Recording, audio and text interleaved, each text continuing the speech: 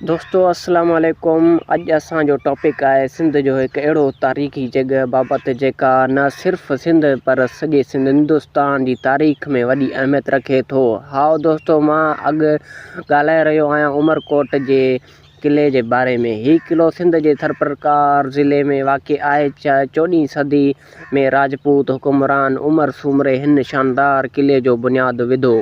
उन हुकुमरान जे नाले ते ई हिन शहर जो नालो पियो उमरकोट।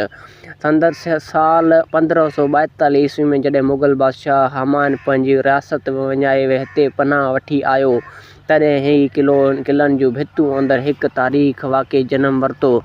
हा, हिते ई पैदा थियो मुग़ल सुल्तनत जो वॾो बादशाह अकबर अज़ीम। उमरकोट जा राजा राणा प्रसाद हमायूं जी वॾी मदद कई ऐं खेसि पंहिंजे किले में रहाइश ॾिनी। अहिड़ी रीति किले सिंध मुग़ल ॿिन्ही जी तारीख़ जो हिसो बणिजी वियो।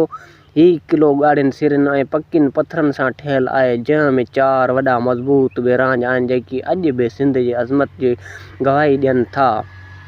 उमरकोट किलो केतिरनि ई हुकूमतनि दौरान मां गुज़री, सूमरा समन मुग़लनि ऐं तलाबार हुकुमरान तां, पर अॼु बि उहो पंहिंजी शान सां वेठल आहे। अॼु उमरकोट किलो क़ौमी विरासत कारनि ॾांहुं वियो आहे ऐं रोज़ानो सवें माण्हू हिते ईंदा आहिनि तारीख़ साबित ऐं सिंध जी शान लाइ।